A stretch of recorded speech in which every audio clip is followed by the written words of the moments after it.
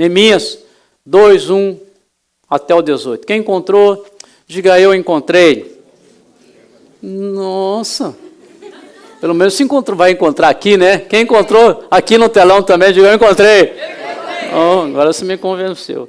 No mês de Nissan, do 20º ano, o rei Artaxerxes, na hora de servir o vinho, levei ao rei. Nunca antes eu tinha estado triste na presença dele. Por isso, ele me perguntou, por que o seu rosto parece tão triste se você não está doente? Essa tristeza só pode ser do coração. De onde que é a tristeza? De onde que era a tristeza? Com muito medo, eu disse ao rei, que o rei viva para sempre. Como não estaria triste o meu rosto, se a cidade em que estão sepultados os meus pais está em ruínas e as suas portas foram destruídas pelo fogo? O rei me disse, o que você gostaria de pedir? Então, orei ao Deus do céu. O que eu fiz? O que Neemias fez? Só os homens, o que Neemias fez? Só as mulheres, o que Neemias fez? Nós sempre ganhamos. E respondi ao rei, se for do agrado do rei, e se o seu servo puder contar com a sua benevolência, que ele me deixe ir à cidade onde meus pais estão enterrados, em Judá, para que eu possa reconstruí-la. Então, o rei, estando presente, a rainha, sentada ao seu lado, perguntou-me, quanto tempo levará a viagem? Quando você voltará? Marquei um prazo com o rei, e ele concordou que eu fosse. A seguir, acrescentei, se for do agrado do rei, eu poderia levar cartas do rei aos governadores do Trans-Eufrates para que me deixem passar até chegar a Judá. E também uma carta para Asaf, guarda da floresta do rei, para que ele me forneça madeira para as portas da cidadela que fica junto ao templo, para os muros da cidade e para a residência que ele ia ocupar. Visto que a bondosa mão de Deus estava sobre mim. O que estava sobre ele? O rei atendeu os meus pedidos. Com isso fui aos governadores do Trans-Eufrates e lhes entreguei as cartas do rei. Acompanhou-me uma escolta de oficiais do exército e de cavaleiros que o rei enviou comigo. Sambalate, o Oronita e Tobias, o oficial amonita, ficaram muito irritados quando viram que havia gente interessada no bem dos israelitas. Cheguei a Jerusalém, depois de 3 dias de permanência, saí de noite com alguns dos meus amigos. Eu não havia contado a ninguém. Diga, não havia contado a ninguém. Diga mais forte, não havia contado a ninguém. O que meu Deus havia posto em meu coração que eu fizesse por Jerusalém. Não levava nenhum outro animal, além daquele que eu estava montado. De noite eu saí pela porta do vale, na direção da fonte do dragão e da porta do esterco, examinando o muro de Jerusalém, que havia sido derrubado, e suas portas que haviam sido destruídas pelo fogo. Fui até a porta da fonte do tanque do rei, mas ali não havia espaço para o meu animal passar. Por isso subi o vale ainda de noite, examinando o muro. Finalmente voltei e tornei a entrar pela porta. Os oficiais não sabiam onde eu tinha ido, ou o que eu estava fazendo, pois até então eu não tinha dito nada. Diga, não tinha dito nada. Aos judeus, aos sacerdotes, aos nobres, aos oficiais, aos outros que queriam realizar. Então ele disse, vejam a situação terrível que estamos, Jerusalém está em ruínas, e as suas portas foram destruídas pelo fogo. Venham, vamos reconstruir os muros de Jerusalém, para que não fiquemos mais nessa situação humilhante. Também lhes contei como o Deus tinha sido bondoso comigo e o que o rei me tinha dito. Eles responderam, sim, vamos começar a reconstrução. E se encheram de para realizar este, feche a sua Bíblia com o mesmo carinho e amabilidade que você abriu. Preste atenção, prometo para você que não vou ser muito longo e você vai ter tempo de sair daqui e lá comer aquela picanha que você já deixou separada lá. Se você puder, faça mal passada, porque eu gosto dela mal passada. Mas independente se você vai comer picanha ou não, não deixe que nada tire a tua atenção, porque Deus vai falar ao teu coração agora através da sua palavra. Deus vai falar ao seu coração através da sua palavra. Estamos numa série de mensagens intitulada Restauração. Tendo como referência aí Neemias, quando esse homem foi usado por Deus para reconstruir os muros de Jerusalém. Eu poderia usar o termo reconstrução, mas eu preferi usar o termo restauração e declarar que este mês será para esta igreja um mês da restauração. Amém. O Deus da restauração vai se manifestar no nosso meio. Amém. Agora vale lembrar que ao falar sobre restauração, tenho em mente as mais diversas áreas que precisam ser restauradas na sua vida. Então, enquanto eu estou trazendo essa série, pregando para você sobre esse tema, vale a pena você pensar qual é a área que você precisa de restauração. Nós somos diferentes e temos diferentes áreas da nossa vida que precisam ser restauradas. Então pense a área que você precisa de restauração. Na semana passada eu iniciei falando sobre o caminho da restauração. E nós vimos que neste caminho o conforto não pode fechar nossos olhos para as carências que estão em nossa volta. Quem lembra disso, levanta a mão e diga: eu lembro. Deus vai te dar uma situação muito confortável. Amém. Muito confortável. Quando você estiver nessa situação muito confortável, não esqueça que tem carências em sua volta. É o que nós aprendemos na semana passada. Vimos também que esse caminho passa pela comoção íntima, que por vezes precisa se exteriorizar através das lágrimas. Tem lágrima ou não tem, irmão? E Deus vê as nossas lágrimas. Diga amém para isso. Então, quando você chorar, viu, não tenha questionamento com isso. Apenas saiba que Deus está vendo as tuas lágrimas. E ainda vimos que este caminho passa pelo reconhecimento e confissão de pecados. Todos nós pecamos, diga amém. Todos nós erramos, diga amém. Quando acontecer isso, não tenha problema em confessar, porque Deus honra aquele que confessa. E continuando, quero analisar o texto que lemos e destacar algumas coisas importantes que certamente nos ajudarão no caminho da restauração. O texto que lemos mostra Neemias ainda na projeção da reconstrução dos muros. Até então, preste atenção, nada de ferramenta, nem um martelo, nem uma... que mais que usa para reconstruir? Martelo, que mais sei lá o que você usa para reconstrução, alguma coisa, mas nem um martelo, nada de pá, nada, nem nada. Nem ainda havia uma força braçal, então não havia nada até então. Você viu que ele revela ao rei o porquê de sua tristeza, pede apoio para o seu projeto, pede cartas para trânsito livre nas cidades e ainda carta para fornecimento de madeiras e sai para inspecionar os muros. O que ele foi fazer, irmão? Eu não brinco mais. O que ele foi fazer, irmão? E as ações de Neemias durante esse período também podem nos ajudar na busca da restauração, para as áreas que precisam ser restauradas em nossas vidas. Você tem uma área, quem tem, diga amém, eu tenho. Então veja, nós vamos aprender aqui com esse texto algumas coisas. Vamos continuar andando com Neemias no caminho da restauração. E vamos ver o que mais consta neste caminho. Quero fazer isso hoje, sem obedecer uma sequência, porque o que vou analisar por último, eu quero praticar com você ainda nesta manhã. Então vamos falar sobre o caminho continuar falando sobre o caminho da restauração. O caminho da restauração consta calar e falar na hora certa. De novo, caminho, vou falar assim para vocês, esse lado direito está mais animado, parece. Quer ver como aqueles dias um amém bem espetacular? Eu vou falar sobre calar e falar na hora certa. Amém! Aqui. Calar e falar na hora certa. Amém! Irmãos do meio, o caminho da restauração consta falar e calar na hora certa. Amém! Aprenderam como é que esse povo fala? Então, veja, nesse caminho consta calar e falar na hora certa.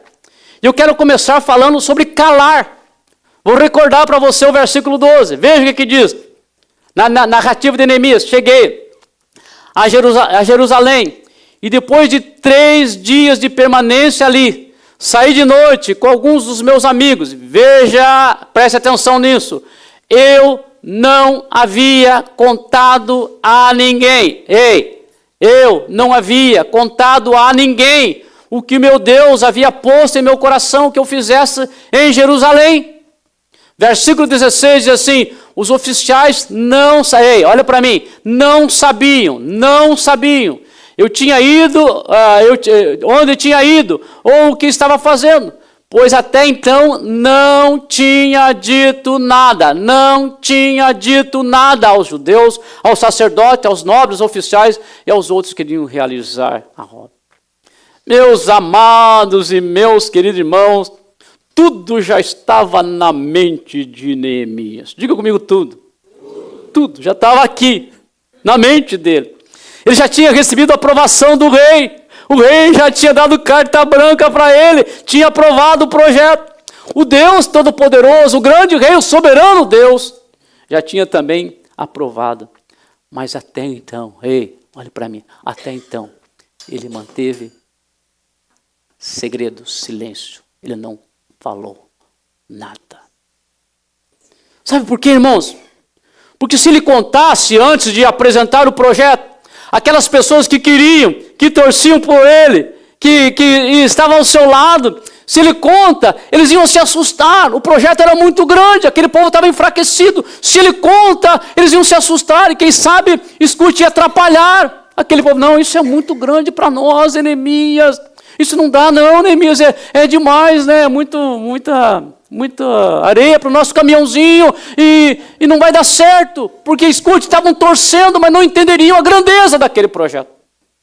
Se ele conta, os que torceriam contra, os inimigos, teriam mais tempo para começar a minar o terreno dele antes dele começar o projeto. Aquele povo endemoniado, que nós vamos ver na sequência aí, nas próximas semanas, certamente teriam mais tempo para atrapalhar e para matar o projeto, para matar o plano ainda quando estava na projeção. Fato é que ele silenciou.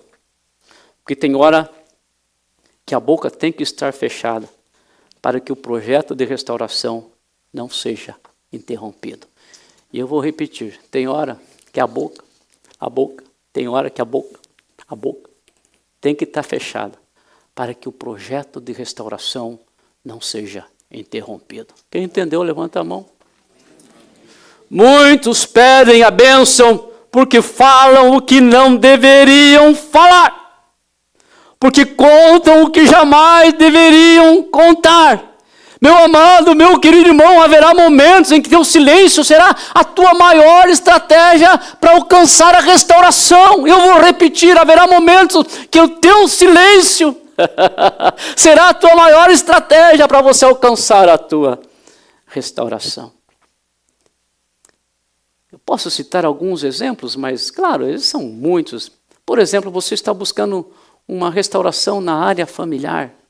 Você quer que o teu casamento seja restaurado, por exemplo, e aí, às vezes, o marido quer que o casamento seja restaurado, Joninho, e começa a falar e a contar o defeito da mulher para os demais.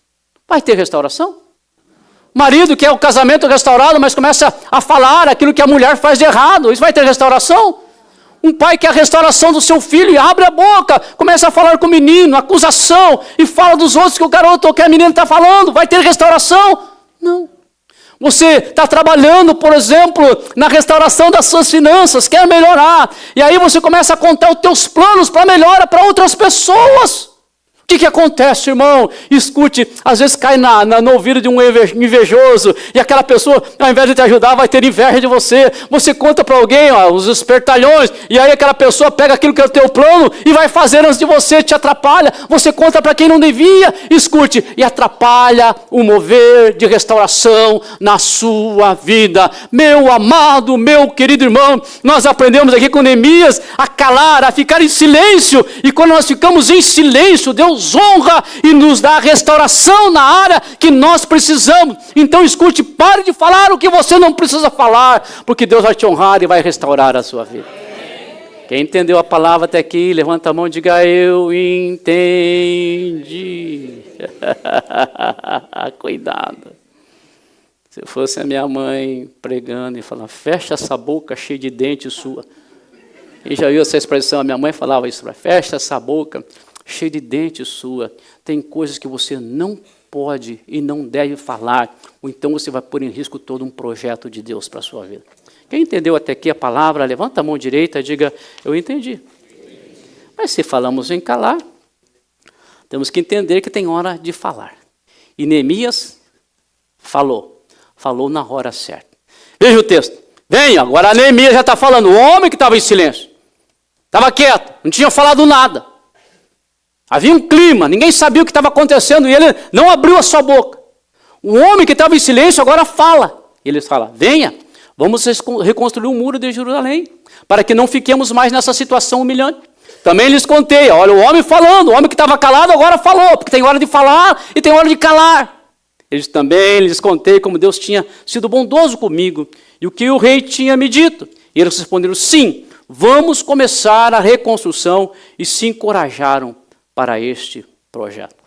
Preste atenção, irmão, a sua fala foi motivadora, a sua fala foi encorajadora, e a sua fala surtiu o efeito desejado.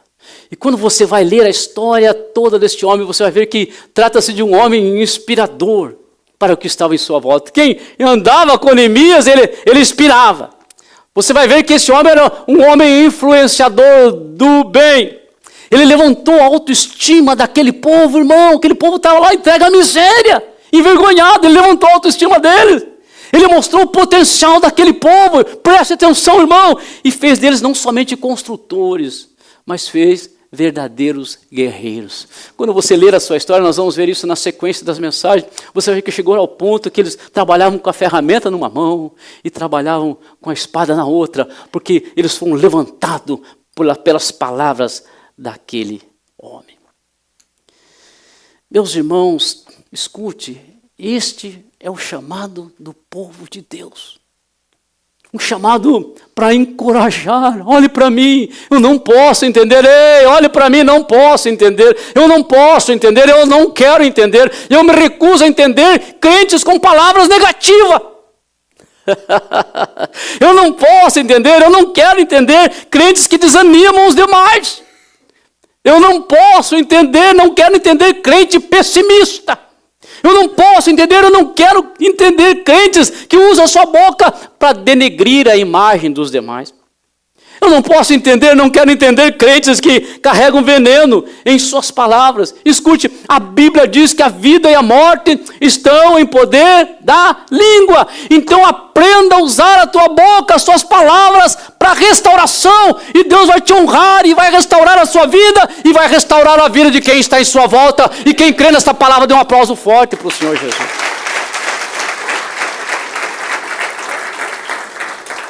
Olha para mim. Não se trata de pensamento positivo, se trata de declaração de fé. Algumas expressões que precisam estar na ponta da língua dos crentes, tais como, em nome de Jesus, você vai dar certo nesse país. Eu não sei quantos que você já fez isso, mas pega uma pessoa, às vezes recém-chegada aqui. Tem gente que o sujeito chega aqui na América, em vez de trazer uma palavra de dia, não, esse país é muito duro. Isso aqui, não, você vai ver agora, vai trabalhar igual um cavalo, igual um burro. Não, irmão, abre a boca. Chegou, ou não é questão de chegar, não, alguém que está por aí, quem sabe, desanimado. Não, irmão, Deus vai te abençoar, você vai dar certo nesse país. Escute, tem que estar na ponta da língua essas expressões. Olha, eu vou orar por você. Você vai conquistar os teus objetivos. E não se trata só de imigrantes, se trata de pessoas que às vezes estão perdidos. Estão por aí no desespero. Não. Você vai orar. Em nome de Jesus você vai conseguir alcançar os teus objetivos.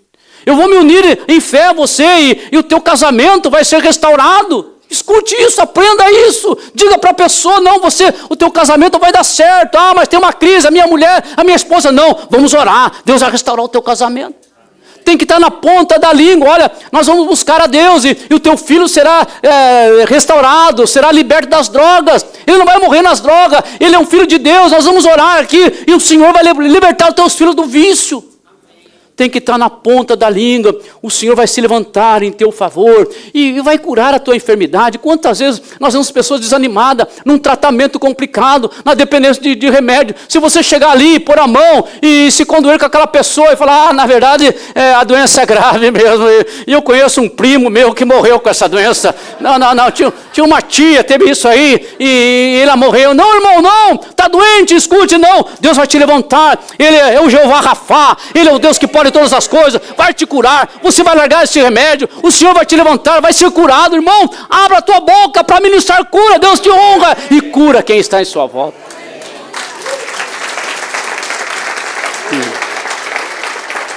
Aleluia.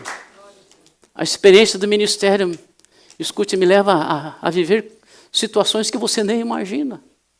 Quantas vezes eu fui visitar pessoas no hospital que estavam lá para morrer.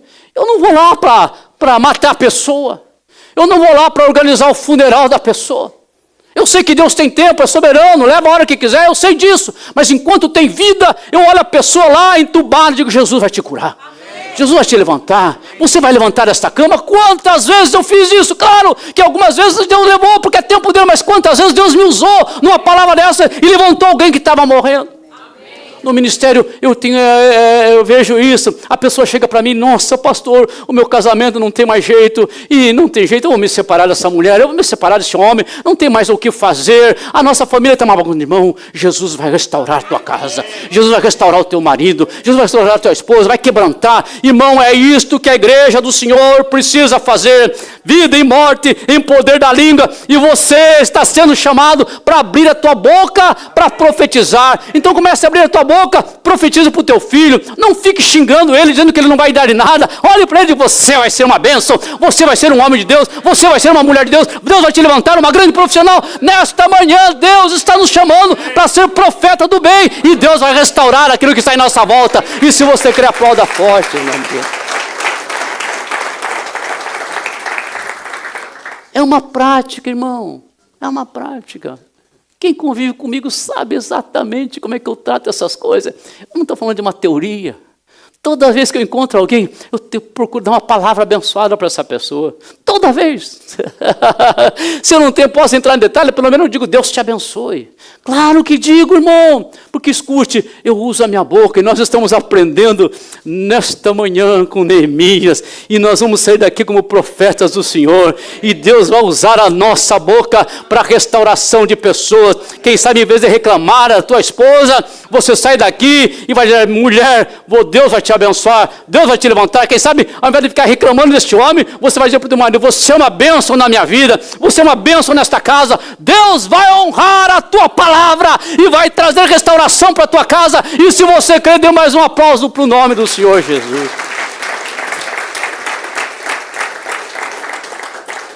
Sinto Deus falando com pessoas nesse lugar. Por que você não levanta a mão por um segundo e não glorifica o nome do Senhor Deus Todo-Poderoso?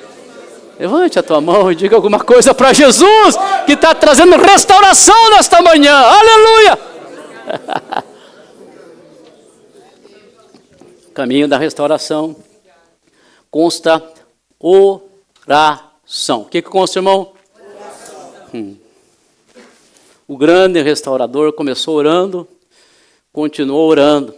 Nós vimos na semana passada a sua oração, nós lemos aqui a oração de Neemias. E neste texto, nós vemos mais uma vez o restaurador orando.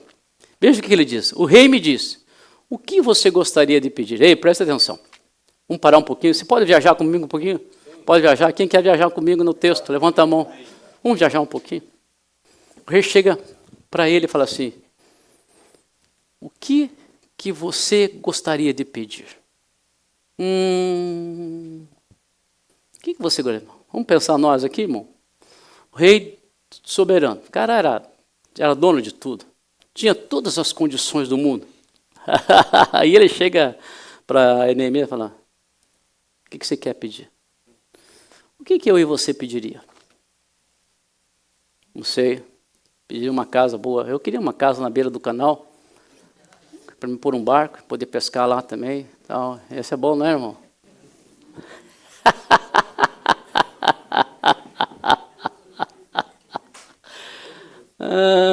Que mais que a gente podia pedir? O rei está perguntando. O que você quer? O que você pediria? Não sei. Não sei o que é. Cada pessoa aqui pediria tanta coisa. Agora veja. O que você gostaria de pedir? Então, orei ao Deus do céu. Ei, tudo para fazer um pedido Não fez nenhum de imediato. Foi? Foi? Não, você não entendeu. Foi? Orar. Aí depois ele respondeu. E quando você estuda a história de Neemias, você vai ver que esse homem era um grande estrategista. Um líder capacitadíssimo. Alguém que estava show de princípios de liderança. Irmão, pensa nesse sujeito aí, famoso, que hoje falam de liderança. Esses palestrantes motivacionais de hoje, pensa neles. Não chegava nem no pé de Neemias. Ele era muito maior que eles. Mas mesmo com todas essas qualificações, ele não abriu mão da oração. Ei, mesmo com todas essas qualificações, ele não abriu mão de orar. Porque sabia o que muitos crentes precisam saber, que há um poder extraordinário na oração. E eu vou repetir, ele sabia o que muitos de nós precisamos saber, que há um poder extraordinário na oração. Por que ele orou? Porque ele entendeu o que muitos crentes precisam entender em nossos dias, que a oração demonstra dependência de Deus. Quanto mais você ora, mais dependente de Deus você fica e mais atuação de Deus na sua vida. Amém. Escute, ele compreendeu o que muitos precisam compreender em nossos dias, que a oração é a chave que abre as janelas do céu. No contexto de Neemias, não tinha os ditados que nós temos hoje. Mas se tivesse, nós poderíamos dizer que ele entendeu que os momentos da vida em que se correr o bicho pega, se ficar o bicho come, mas se orar o bicho foge. Esta é a grande verdade. Porque, escute, tem momentos como esse. Eu tenho certeza que eu estou pregando para a gente que já repetiu isso. Qual é a tua situação? Se correr, o bicho pega. Se ficar, o bicho come. Esqueceu da terceira. O crente não é assim, não, irmão. Se escute, nós temos uma opção. Nós temos uma alternativa. Quando as coisas não dão mais certo. Escute, quando você está pressionado pelo inimigo. Sabe o que você faz? Você põe o teu joelho no chão e ora. Preste atenção. Jonas orou e foi liberado lá do ventre daquele peixe, quando estava sem nenhuma esperança. Josué orou e o sol parou. Olha que tremendo, todo um sistema parou. Ana orou numa situação complicadíssima, cheia de trauma, numa tristeza, uma amargura na alma. Ela chorou e foi curada da sua esterilidade. Elias orou e a chuva parou. Depois Elias orou e a chuva veio. Salomão orou pedindo sabedoria e Deus fez dele um dos homens mais sábios que pisou neste mundo. A igreja, eu vou falando e meu coração vai se enchendo. A igreja primitiva orou e Pedro foi libertado da prisão. Meus amados e meus queridos irmãos, esta igreja precisa entender que há um poder glorioso e extraordinário na oração. E um dos motivos pelos quais a ação de Deus já não é mais tão intensa no meio do seu povo é porque já não há mais intensidade no que está relacionado à oração. Estou pregando aqui para a minha sogra e para a tia, que nós servimos a Deus tendo uma mesma linha no nosso passado e numa mesma cidade.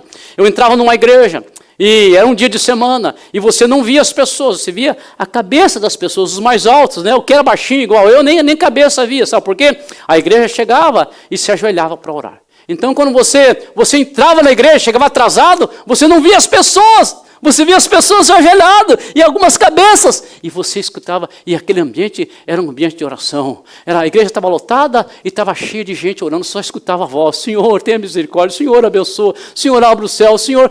Era um ambiente de oração. Meus irmãos, escute, nos nossos dias nós temos bons programas, claro que temos. Eu não estou dizendo que isso é pecado. Aqui na igreja nós temos bons programas. Nossos dias as igrejas têm boas estratégias. E, irmão, como nós temos boas estratégias? Esse também é o nosso caso. Claro que nós temos estratégias. Nos nossos dias que nós vemos a igreja é com eventos bem elaborados. Claro que isso é bom. Que bom que nós temos programas bem elaborados. Mas nós temos pouca oração.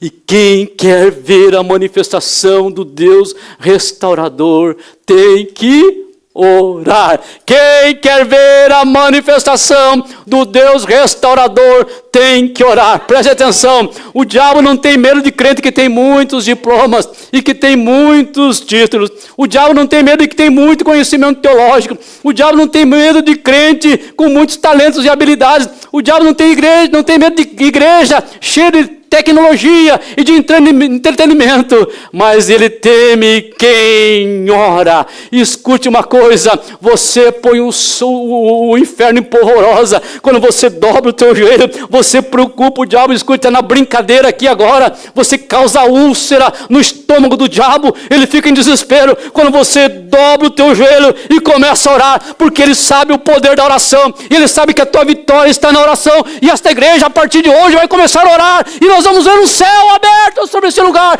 E se você crê, aplauda forte o nome dele.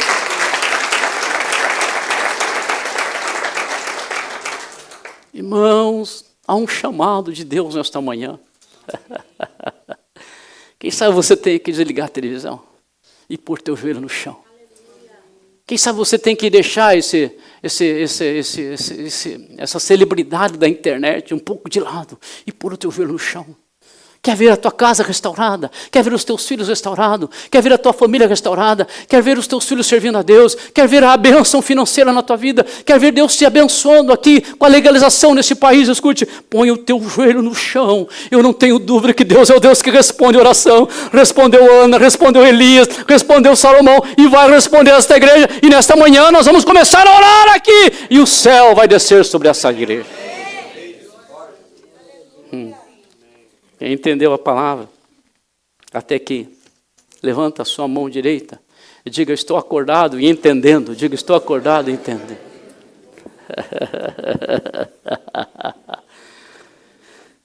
Eu quero terminar essa palavra.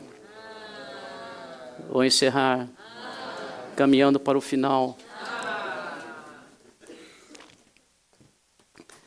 Escute, dizendo o seguinte: vimos que no caminho da restauração haverá momentos em que o silêncio é importante. Ei, nós vimos que há momentos que você tem que ficar quieto. Eu não quero usar uma expressão mal educada, mas cala a boca. Fica quieto. O americano é you shut up, be quiet. Não, isso é mal educado. Você está entendendo, não é isso que eu quero dizer. Mas tem hora que você tem que ficar em silêncio. Irmão, tem hora que tem que ficar em silêncio. Não saia contando o que você não precisa contar. Fecha a sua boca. Vimos que há momentos em que é necessário falar, óbvio, da forma certa, da forma correta. Falar, irmãos, tem jeito e tem forma certa para falar. Eu fico um pouquinho preocupado com essa... comigo é assim, eu digo. Eu falo mesmo. Fala do jeito que Jesus falaria? Porque essa questão de bater no peito e falar, não, eu falo, eu digo, tem que saber qual é o resultado que você tem com isso e o que você vai atingir no coração da pessoa que te ouve. E também vimos que, a exemplo de Neemias, precisamos orar. Você está diante de um homem limitado e com fraquezas. Diga, eu entendi. Não, você está me tratando como um super-homem. Você está diante de um homem limitado e com fraquezas. Diga, eu entendi. Mas todas as minhas vitórias eu tenho alcançado na oração. São 32 anos pastoreando essa igreja. E já contei aqui. Que teve horas que eu pensei que não ia aguentar. Mas Deus respondeu a minha oração. O que temos que ter em mente é que fazer silêncio no momento certo é um propósito que deve ser feito. Não existe como praticar de forma imediata. Então, quero motivar você. Escute, saia daqui fazendo um propósito. Eu tenho falado muito, Tenho aberto muito a minha boca para a pessoa errada, na hora errada, e a partir de hoje eu vou começar a fazer silêncio. Mas não podemos dizer o mesmo no que diz respeito a falar, já que usar a nossa boca para animar, profetizar, incentivar pessoas pode ser feito agora, de imediato. Então você pode começar agora. Relacionado à oração, especialmente a oração congregacional, também é algo que pode ser praticado agora. Então olhe para mim e preste atenção. O silêncio você faz propósito. O calar, aquilo que você não precisa falar, você faz propósito. Mas orar e usar a nossa boca para motivar pessoas, nós podemos fazer agora. Começar hoje, neste momento. E eu quero motivar você, que nós possamos agora começar a praticar, orar e abrir a nossa boca para motivar pessoas. Agora ficar em pé. Aleluia. Lutamos com armas